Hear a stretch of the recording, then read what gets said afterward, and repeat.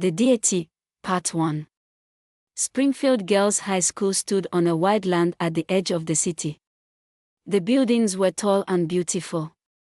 The hostels looked like hotels. Everything about the school spoke of money and power. Only girls from very wealthy families attended the school.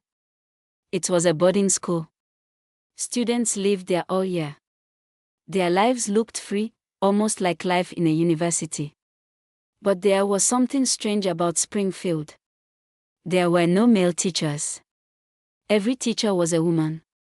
There was no religion of any kind. No church.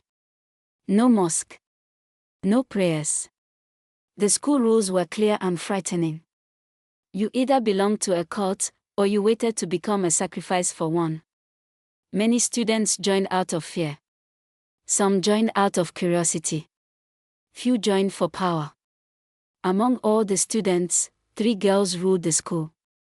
Their names were Amina, Maria, and Amira. They were the richest girls in Springfield.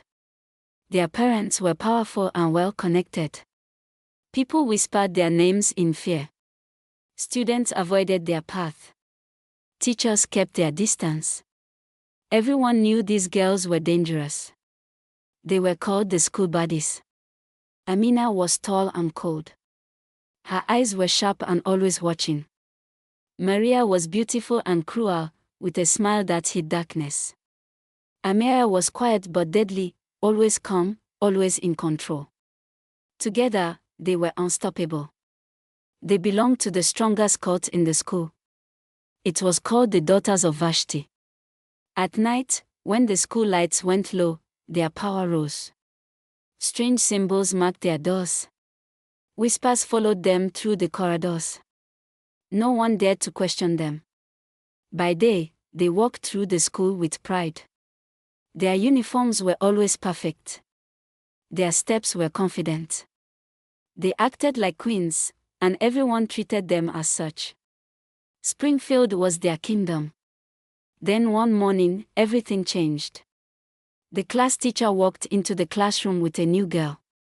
The room went silent. The teacher asked the girl to introduce herself. Her name was Zora. She spoke softly, but her voice was steady. She was simple, neat, and different. Her eyes were clear and fearless.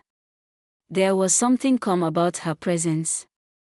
The other students liked her at once. They smiled at her. They whispered greetings. But the baddies did not smile. Amina narrowed her eyes. Mariah's smile faded. Amira watched quietly.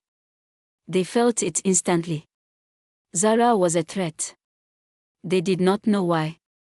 They did not know how. But they knew one thing for sure. Springfield had never rejected anyone before. And Zora did not look like someone who could be controlled. That day, as Zora took her seat, a silent war began. And in the shadows of Springfield Girls High School, something ancient had awakened.